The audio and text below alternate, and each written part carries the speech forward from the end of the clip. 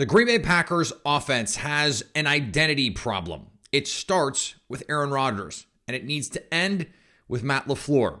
The problems on defense go deeper. This is not about identity.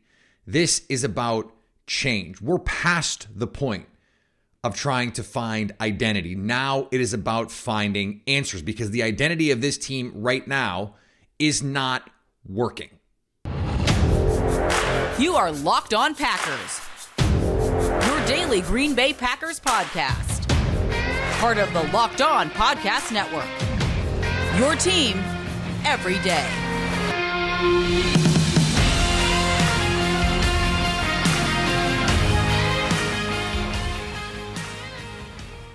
You are Locked On Packers, part of the Locked On Podcast Network, your team every day. I'm Peter Bukowski, and I cover the Packers for The Leap, a newsletter I would love for you to subscribe to. Follow me on Twitter, Peter_Bukowski. Follow the podcast on Twitter at Locked On Packers.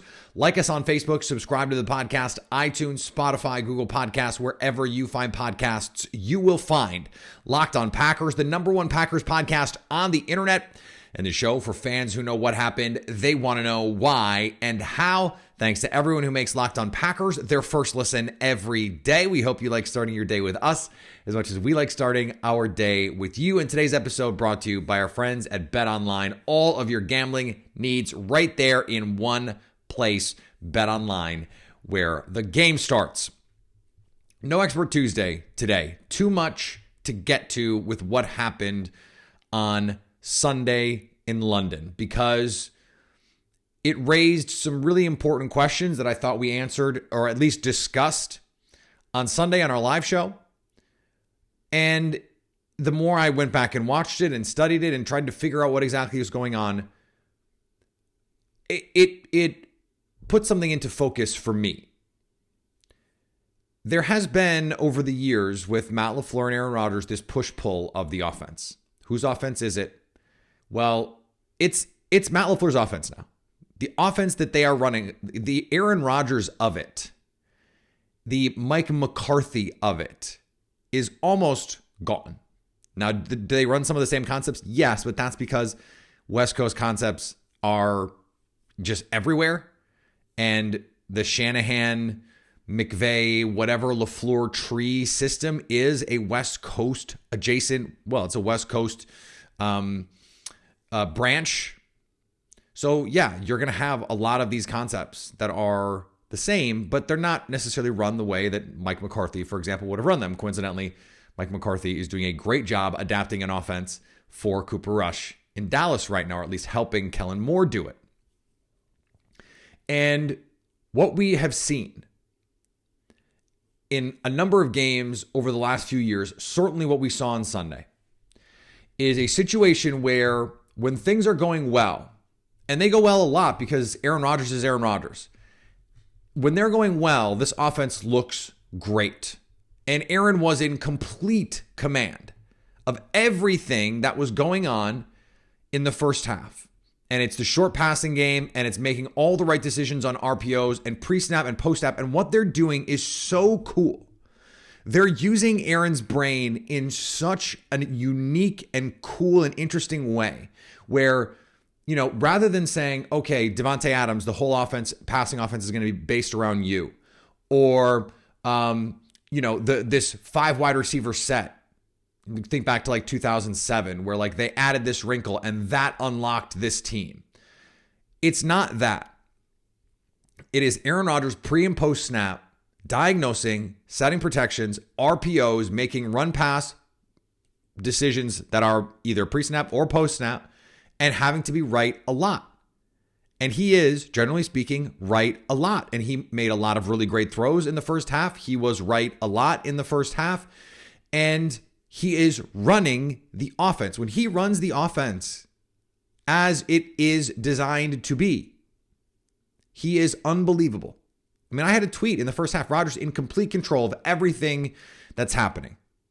It's such an interesting way to use someone like Aaron Rodgers. You wouldn't think a heavy RPO game is the right way to take an Aaron Rodgers, but they're not taking the Mike McCarthy approach, or at least the old Mike McCarthy approach, and saying, all right, Aaron, you have to read out 1 to 2 to 3 every single play.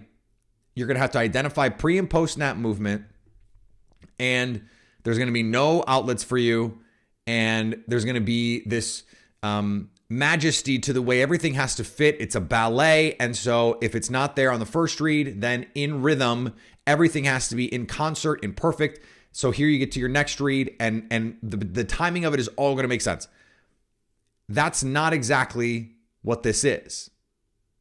This is, like, it's not the Jalen Hurts offense, but Jalen Hurts in Philly, they run a ton of RPO. And we tend to think of RPO in this kind of derogatory way sometimes, or at least that this is a remedial version of offense. That, if it's just either hand the ball off or throw the glance, and you're just reading a conflict defender, then this is simple. High school kids run RPOs. And that's true. But when there's so much on the plate of one player, because the talent around is not, what it used to be, it is not just, they're not just doing it that way. It's pre-snap, it's post-snap, it's manipulating defenders, and then there's the move off the move, there's the play action fakes. But what happens is when all of a sudden things start to go not as well. The Packers in the first half, they scored a field goal, they punted, then they had a touchdown, and a field goal. And they're up 20-10, and things are going well, right? The Giants come out, they get a field goal, make it a one-score game. Now, the Packers drive on the next possession. They have a nice possession, and you're thinking, okay, this is going to be okay. But then what happens? Aaron Rodgers, deep shot, incomplete. Aaron Rodgers on 3rd and 8, sack. Okay? The Giants come out, touchdown, to tie the game. This is mouth punch time. How do you respond? Well, the Aaron Rodgers deep shot to Allen Lazard. You have not a deep shot, but a throw to Randall Cobb. And you have a deep shot to Allen Lazard on 3rd and 10. That was the sequence. And now you're down because the Giants score on the next possession. Now it's 27-20. And the Packers get all the way down to the end to tie the game or maybe take the lead depending on how they want to play the 2-point conversions and all that stuff. And they don't run the ball on 3rd and 2 or 4th and 2. And on the 4th down call, Aaron Rodgers has Romeo Doubs wide open on the concept side. This is an RPO where he has the opportunity to either hand the ball to A.J. Dillon or work the concept side with Romeo Doubs. That is the theoretical design of the play. Now, what they called in the huddle and how it's coached, again, I try not to get into that stuff, but I'm just telling you, generally speaking, that's how the RPO works. You work concept side to backside unless you have Devontae Adams, and the Packers don't. And even then, you probably should have worked the play side because, again, Romeo Doubs was open. And if Aaron Rodgers just hands the ball to A.J. Dillon, he walks into the end zone. So Aaron Rodgers had 3 decisions to make, or 3 possible outcomes, and he picked the only bad one. So this is the problem with living and dying by everything Aaron Rodgers, because he wants to, when the offense sputters, he wants to make the 10-point throw. He wants the 2 touchdown throw. He wants to make the hero play. And that's where this comes back to Matt LaFleur. Yes, Aaron Rodgers can change any play at the line of scrimmage he wants. But if you're the head coach, you have to be able to say to your quarterback, okay, it's a tie ball game.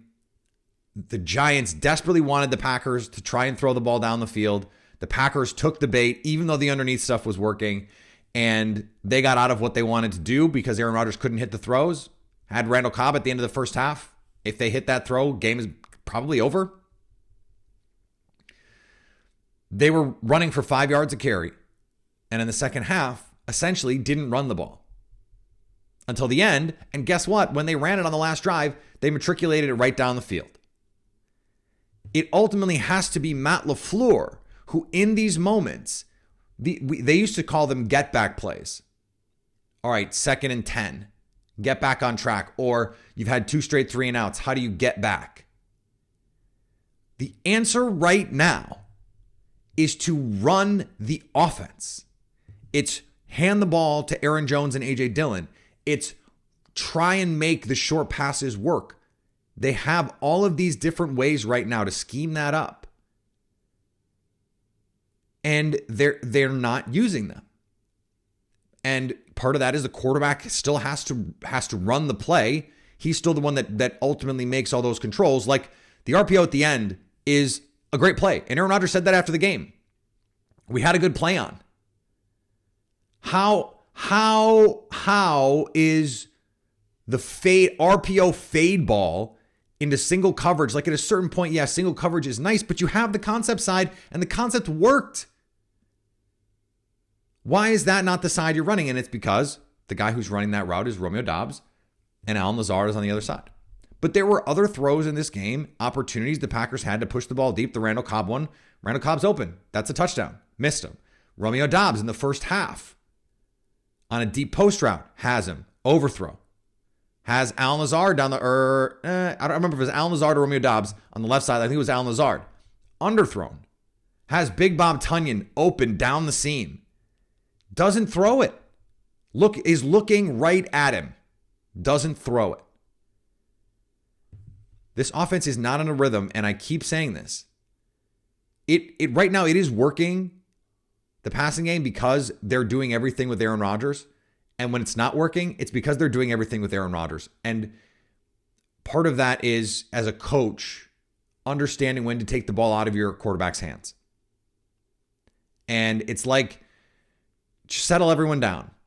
Run the ball, pick up 5 or 6 yards, because that's what they're doing every play. And now it's 2nd and 5. And now maybe you can take your shot, because then you can come back on 3rd and 5 and the run game is still available to you. The short passing game is still available to you. And then if you want to take your shot, maybe you have a more advantageous look because the team on defense has to respect more things. All of these things are connected. And for the Packers, Mike Holmgren had with Brett Favre, no more rocket balls. That was the famous line. Favre, would get a little crazy. He'd throw these wild passes, and Holmgren was always trying to rein him in. Matt LaFleur, it's got to be no more hero balls. No more hero balls. That just has to be how this team plays, because we've seen when it works, it works. The offense moves. They lit up the Giants in the first half. They lit up the Bucs in the first half. They moved the ball against the Vikings in the first half. They just had some turnovers. They moved the ball against the Bears. Their second half offense has been abysmal. Abysmal all season. And it's not just second half adjustments, because there's really not that much time for second half adjustments. You hear this from players and coaches all the time. Like, yeah, you can make some tweaks, but there's not a lot you can do. They have to find a way to strike this balance more effectively.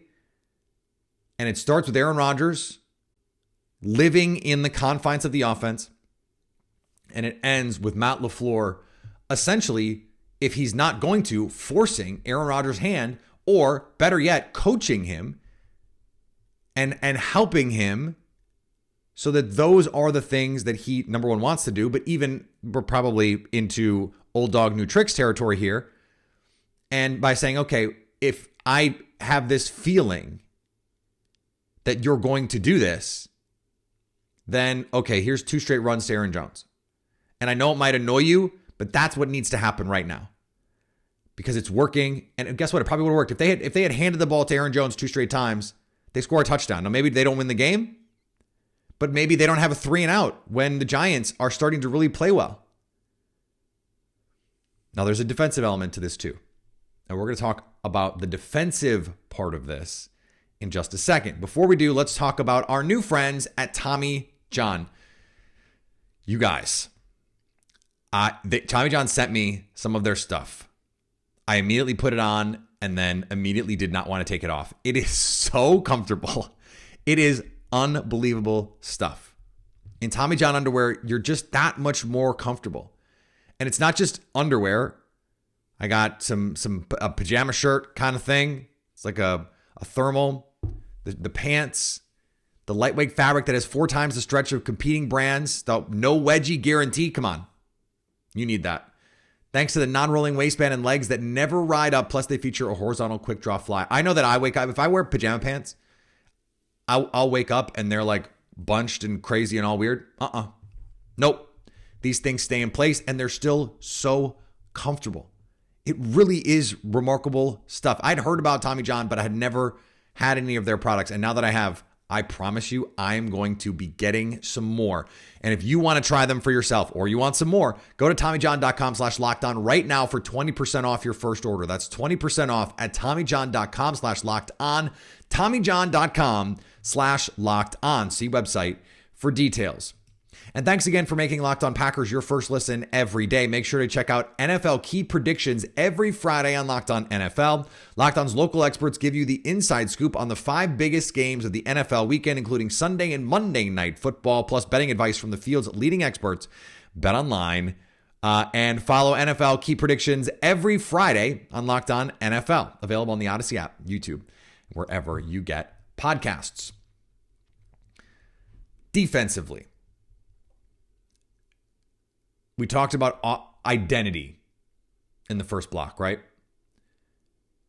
What does this Packers defense want to be? Well, they want to be a too-high zone team. They want to put a roof on everything. No big plays and make teams drive it 10, 12, 15 plays. And through much of the season, they've been really good at forcing 3 and outs because the pass rush has been really good. But beyond that, they have not effectively stopped the run, which was a problem last year. We've talked about it on this show. That's what they drafted Quay Walker for. That's what they drafted Devontae Wyatt for. That was the reason they wanted to play more nickel with a true linebacker on the field, is so that they could stop the run and still live with all their best DBs on the field. But teams have found ways to attack them that they need to find answers to in a hurry, and it's going to require significant change. Justice Mosqueda, who was just on our show, had a great thread of clips where the Giants just came at them with crossers all day. And it was man, it was zone. It didn't matter what the call was. All this off-zone coverage, it's worse than zone, gives free releases to receivers, and then it forces you to pass things off.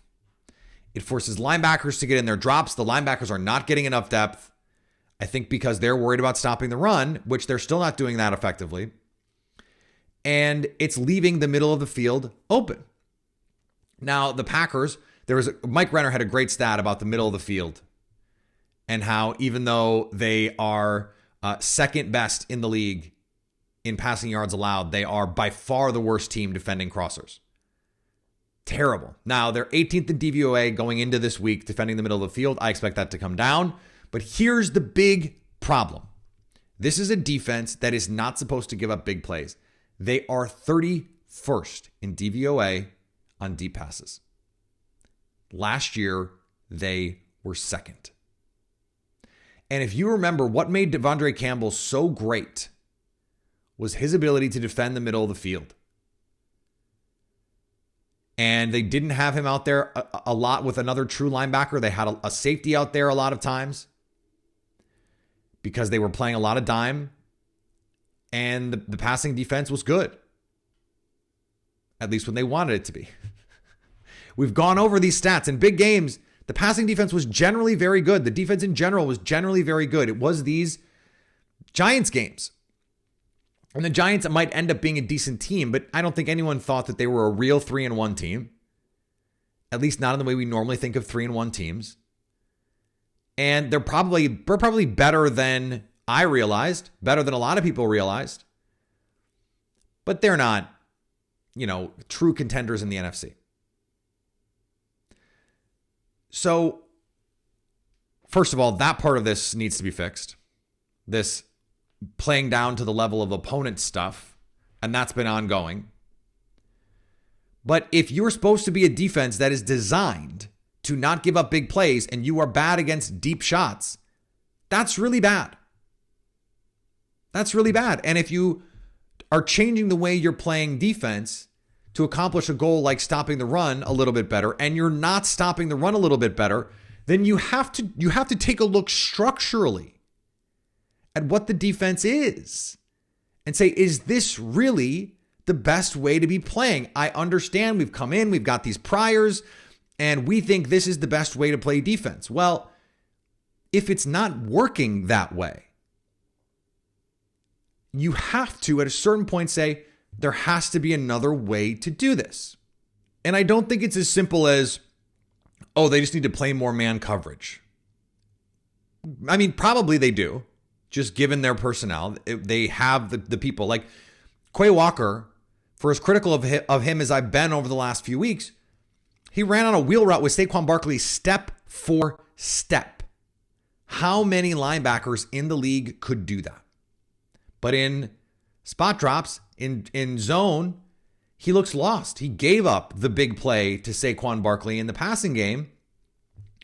When Devondre Campbell is trying to pass something off, Quay gets stuck inside, Barkley gets to the corner, and now you've got a big play. This is a problem. So if you can't play the way that you want to play, you have to change the way that you want to play. There's so many times when we're seeing these guys so far off the line of scrimmage, and this was a complaint in week 1. So, okay, they come out against the Bears. They press a little bit more. They play a little bit more cover 1. They put guys in the box. Great. Next week, a lot of man coverage. And the Bucs were able to get some stuff off of it, but still, a lot of man coverage.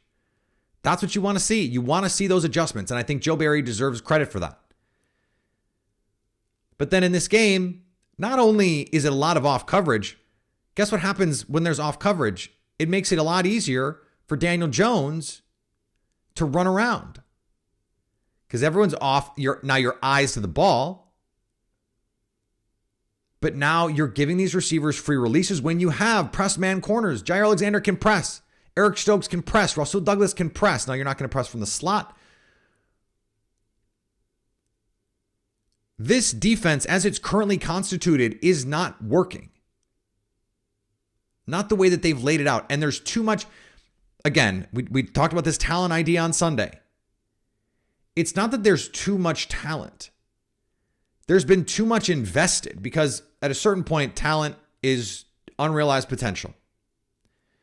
And so a guy is only going to be a guy for who could be something for so long. Then he's just not something. Now, we're not there with the rookies, although it would be sure nice to have someone like an impact interior defender. It would be nice to have a linebacker who could really come down and fit the run if that's what you're trying to do. But these pieces don't fit right now. They want to play soft off coverage, rally, and tackle. Not a good tackling team this year. They were last year, but they're not this year. You want to play soft off coverage. You've got 3 corners who can all man you up and press you, even if it's in zone. Think of those Legion of Boom teams. Richard Sherman played 95% zone coverage. He's at the line of scrimmage getting his hands on guys every play. Why are you giving Darius Slayton free releases? Like, you can't get eaten up by Darius Slayton because you're just letting him walk off the line of scrimmage. You have 2 first-round picks out there, including one that you're paying, tens of millions of dollars to. You made him the highest paid corner in the league to do this? Jair Alexander, this is what I mean by structural changes.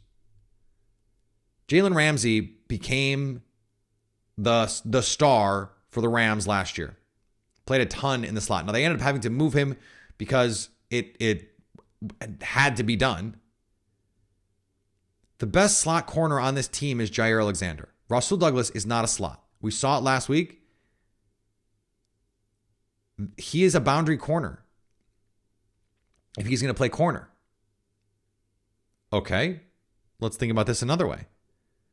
If you want Jair on the outside, okay, what about Darnell Savage in the slot? because things are not working out with Darnell either. He had a disastrous game on Sunday. He is having a bad season, not a subpar season, not a below his standard season. He has been a bad player, and no one has been more sympathetic, more vocally supportive of him as a potential superstar player. I love the fit. I love the talent. And in the second half of 2020, he was playing as well as any safety in the league. That guy is not on the football field, and he is nowhere to be found right now. But what he was so good at doing was sitting in those robber situations where he's coming down and he's robbing the middle of the field. If he can be a lurk defender, he was great at this at Maryland, then that makes you a better team. And now, Rasul Douglas repped at safety.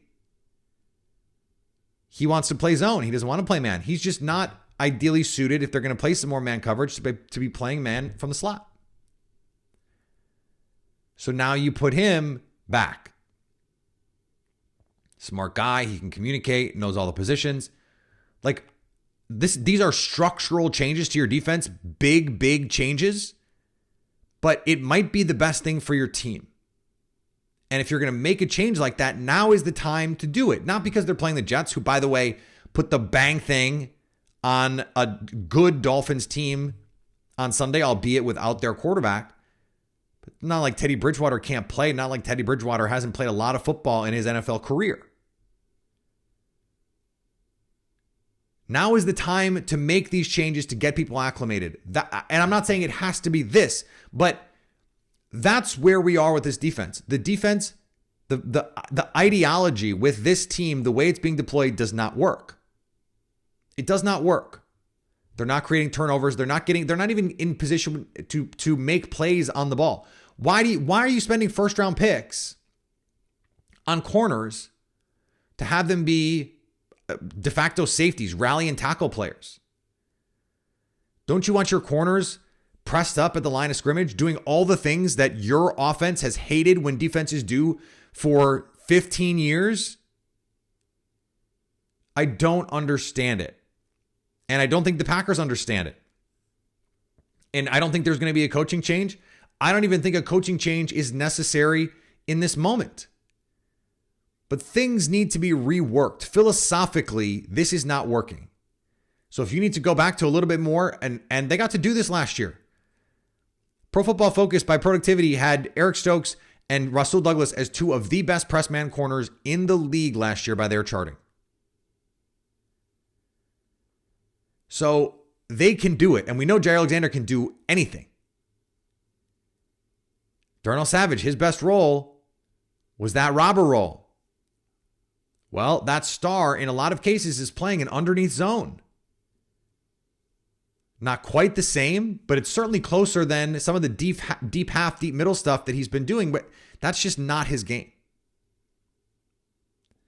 So this is a team that is in need of structural and philosophical changes to this defense, mindset changes to this defense. They have the players, but it's going to require the coaches to be malleable and adaptive, and it's going to require the players do the same.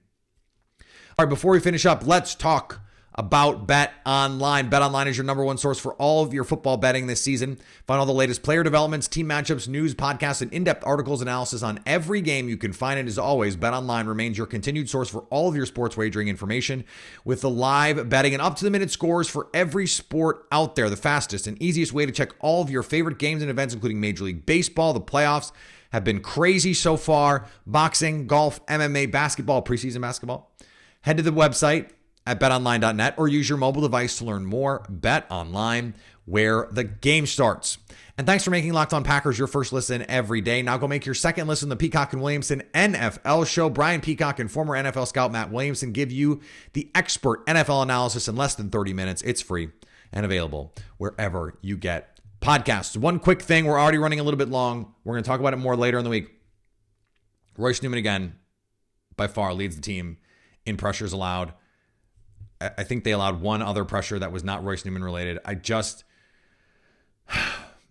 don't get it. I don't understand it. They have options. It's time to exercise them. And I think it's a combination of Royce Newman is a worse option at right guard than Yosh Nijman is at right tackle. I think by a significant margin, frankly. And Elgton Jenkins is better suited to play guard at this very moment than tackle. So this could be a double upgrade for your team if you slide JRJ to the right side, Elgton Jenkins to the left. I think you can make this change as soon as David Bakhtiari is able to play a full game, which you would hope is soon here. All right, we're going to be back tomorrow. Lily Zhao in the building. For Zhao You Doing. We've got our crossover Thursday. I'm so sorry about that. And then our live show coming up for you on Friday. Follow me on Twitter, Peter_Bukowski. Follow the podcast on Twitter. Oh, gosh. At Peter_Bukowski. At Locked On Packers is where you can find the podcast. Subscribe on iTunes, on Spotify, on Google Podcasts, wherever you find podcasts, you will find Locked On Packers. Subscribe to our YouTube page, where we go live every Friday and every Sunday after the game. Check us out there. And anytime you want to hit us up on the Locked On Packers fan hotline, you can do that, 920-341-3775 to stay Locked On Packers.